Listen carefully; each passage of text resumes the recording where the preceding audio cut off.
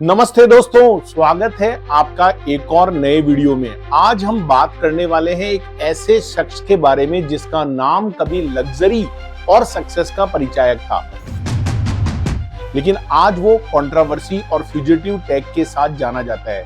विजय माल्या।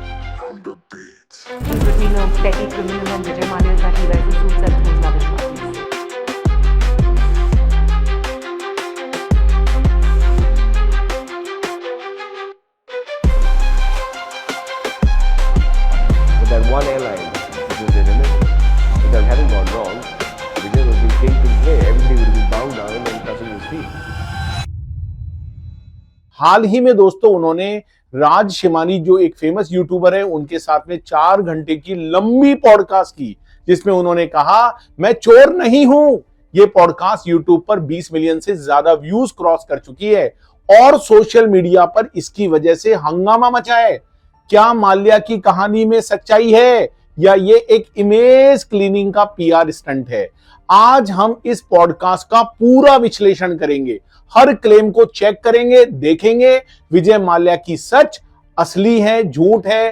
तो वीडियो के एंड तक दोस्तों बने रहिएगा। लाइक बटन और सब्सक्राइब बटन को प्रेस करके बेल आइकन हिट कर लीजिएगा ताकि हमारा कोई भी वीडियो दोस्तों मिस ना हो। चलिए दोस्तों शुरू करते हैं। पहले थोड़ी सी बैक स्टोरी। विजय माल्या एक ऐसे बिजनेसमैन है जो 1983 में जब वो सिर्फ 28 इयर्स के थे यूनाइटेड बेवरेजेस के चेयरमैन बने। उनके फादर विट्ठल माल्या के बाद उन्होंने यूबी ग्रुप का नाम बहुत बड़ा किया। किंगफिशर बियर को इंडिया का आइकॉनिक ब्रांड बना दिया दोस्तों। उसके बाद उन्होंने शुरुआत करी किंगफिशर एयरलाइन की। ये एयरलाइन अपनी लग्जरी और ग्लैमर के लिए जानी जाती थी। फर्स्ट क्लास सर्विस, किंगफिशर का कैलेंडर और माल्या का पर्सनल करिश्मा। वो एक टाइम था दोस्तों जब वो इंडिया के सबसे बड़े टाइकून माने जाते थे। उन्होंने आईपीएल टीम आरसीबी और फॉर्मूला 1 की ओनरशिप भी ली थी दोस्तों। 2008 का ग्लोबल फाइनेंशियल क्राइसिस, उसके बाद किंगफिशर एयरलाइंस के दिन बदलना शुरू हुए। 2012 तक एयरलाइंस बंद हो गई। माल्या पर 9,000 करोड़ रुपए से ज्यादा का लोन डिफॉल्ट का आरोप लगा। बैंक जैसे state bank of India, enforcement directorate ने उनके खिलाफ केसेस शुरू कर दिए जिसमें फ्रॉड और मनी लॉन्ड्रिंग के चार्जेस भी शामिल थे। मार्च 2016 में माल्या इंडिया छोड़कर यूके चले गए और तब से उन पर भगोड़े का टैग लग गया। इंडियन गवर्नमेंट उनके एक्सट्राडिशन के लिए उनको वापस लाने के लिए कोशिश करती रही, लेकिन दोस्तों माल्या वापस नहीं आए। और आज 9 साल के बाद राज शिमानी के पॉडकास्ट में अपनी पूरी कहानी बताई। तो दोस्तों चलिए जानते हैं उन्होंने क्या कहा। राज शिमानी का ये पॉडकास्ट 4 घंटे 18 मिनट का था और इसमें विजय माल्या ने अपने दिल के सारे राज खोल डाले। ये शायद ऐसा लगता है दोस्तों कि उन्होंने अपनी छवि को साफ करने की कोशिश की। मैं चोर नहीं हूं, मैं चोर नहीं हूं, ये बात बार बार माल्या ने इस पॉडकास्ट में बोली। और उन्होंने बोला कि भाई मैं चोर कहां से हुआ, call me fugitive if you want, क्योंकि मैं 2016 के बाद इंडिया वापस नहीं आया। लेकिन चोर कहां से आया, चोरी कहां हुई? उनका कहना है कि किंगफिशर एयरलाइंस ने लोन लिए थे, ना कि उन्होंने पर्सनल कोई लोन लिया था। वो बोलते हैं उन्होंने अपना पर्सनल गारंटी भी दिया था और यूबी ग्रुप की कॉर्पोरेट गारंटी भी दी थी। कोई चोर अपनी पर्सनल गारंटी क्यों देगा भाई? ये आज का दोस्तों सवाल। माल्या का दावा है बैंक ने उनके 6200 करोड़ के लोन के बदले 14,000 करोड़ रुपए रिकवर कर लिए। Froze my assets in 2016. You can't freeze assets of a person on one hand and call him a chore on the other hand. I'm probably the only chore who's been called chore after repaying 2.5 times. उनका कहना है कि अगर मैं इतना पैसा वापस कर दिया तो मुझे चोर क्यों बोल रहे हो? अरे भाई ये तो वो बात हुई कि अगर चोर चोरी कर ले और बाद में पकड़ा जाए और उससे रिकवरी हो जाए तो उसको चोर मत बोलो, उसको बोलो ये बहुत बढ़िया आदमी है। माल्या ने बताया कि 2012 से 2015 के बीच उन्होंने बैंक से 4 अलग अलग सेटलमेंट ऑफर दिए, लेकिन बैंक ने एक्सेप्ट नहीं किया। I made 4 settlement offers to the banks. Between 2012 to 2015, Yes. Which they refused to accept. That nobody knows. what was the settlement that you were I offering? was so many settlement offers, including before the court. So it was always the intention to settle. I flew through Hyderabad and met the chairperson of the State Bank of India at their training academy in Hyderabad and offered a settlement. It was always my intention to settle. Never did I say I'm not going to pay. And why do you think they didn't accept it? They wanted 14,100 crores. That's why they didn't accept it then. उन्होंने state bank of India के chairman से भी हैदराबाद में meeting की थी और bank 14,000 crore मांग रहे थे तो उन्होंने मना कर दिया। उनका कहना है मेरा हमेशा इंटेंशन पैसा वापस करने का था। माल्या ने किंगफिशर के बंद होने की जिम्मेदारी भी 2008 के ग्लोबल फाइनेंशियल क्राइसिस को बताई। उन्होंने कहा लेमन ब्रदर्स के कोलैप्स होने के बाद मार्केट क्रैश हो गया था, इंडियन रुपीस की वैल्यू गिर गई थी, एविएशन सेक्टर को बड़ा झटका लगा।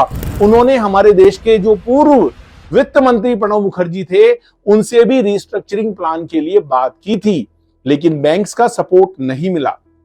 एक इमोशनल मोमेंट जब माल्या ने किंगफिशर एयरलाइंस के एम्प्लॉय से माफी मांगी। उन्होंने कहा मैं दिल से सॉरी बोलता हूं उन सब एम्प्लॉइज को जो मेरी वजह से सफर कर रहे हैं।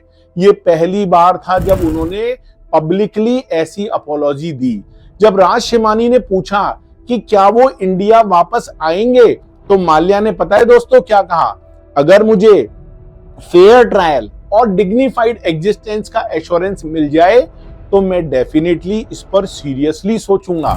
लेकिन उन्होंने ये भी ऐड किया कि जो यूके के कोर्ट हैं इंडियन जेल्स की कंडीशंस को यूरोपियन ह्यूमन राइट्स कॉन्वेंशन के खिलाफ बताया, इसलिए वो रिस्क नहीं लेना चाहते। ये सब सुनने के बाद लगता है कि माल्या अपने आप को विक्टिम बनाने की पूरी कोशिश कर रहे हैं, लेकिन क्या ये सच है या एक वेल प्लान्ड पीआर मूव?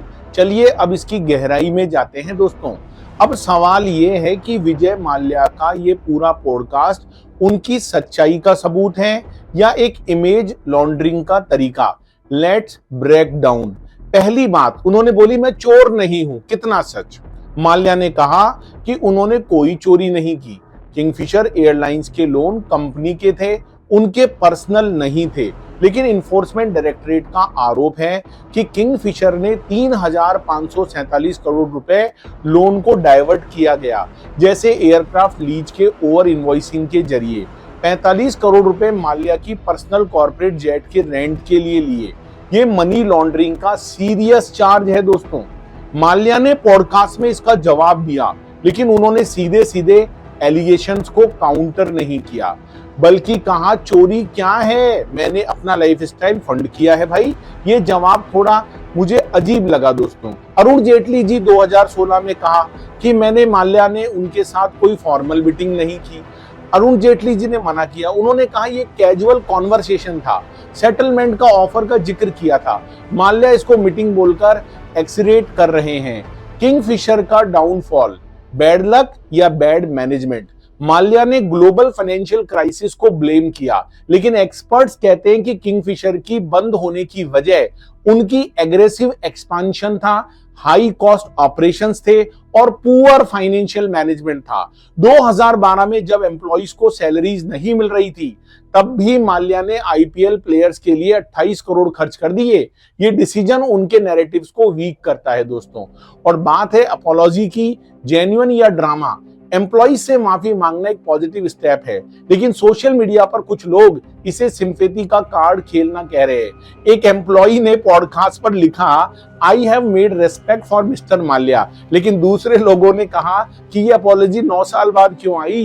तो ये सब देखकर लगता है कि माल्या के पास कुछ वैलिड पॉइंट्स हैं, जैसे लोन रिकवरी। उन्होंने अपने सेटलमेंट ऑफर भी दिखाए, लेकिन उनके नैरेटिव्स भी गैप बन रहे हैं, जैसे ईडी के चार्जेस का सीधा जवाब नहीं देना, इंडिया छोड़कर भागने वाली बात। ये पॉडकास्ट एक तरह से उनकी कहानी को ह्यूमनाइज करता है। ये पॉडकास्ट उनकी कहानी को एक हिस्सा है, लेकिन पूरा शब्द शायद कोर्ट के सामने आएगा। आप क्या सोचते हैं? क्या विजय माल्या सच बोल रहे हैं या एक पीआर स्टंट है? कमेंट सेक्शन में अपनी राय जरूर दीजिएगा, और अगर आपको ये वीडियो पसंद आया है तो इसको लाइक करिए, शेयर करिए दोस्तों। हमारे चैनल को सब्सक्राइब करना ना भूलें। वीडियो में मिलता हूं एक और इंटरेस्टिंग टॉपिक के साथ, तब तक स्टे क्यूरियस, स्टे इन्फॉर्म। नमस्ते। और 1 मिनट रुको दोस्तों, वीडियो खत्म होने से पहले एक छोटा सा पोल आप लोगों के लिए। क्या आपको लगता है कि विजय माल्या वापस इंडिया आएंगे? इसके कितने चांस हैं? ए 0%, बी 50%, सी 100%। दोस्तों कमेंट में अपना जवाब दीजिए और मैं अगले वीडियो में जो टॉप कमेंट्स होंगे उनको जरूर रीड करूंगा। Thank you so much for watching this video.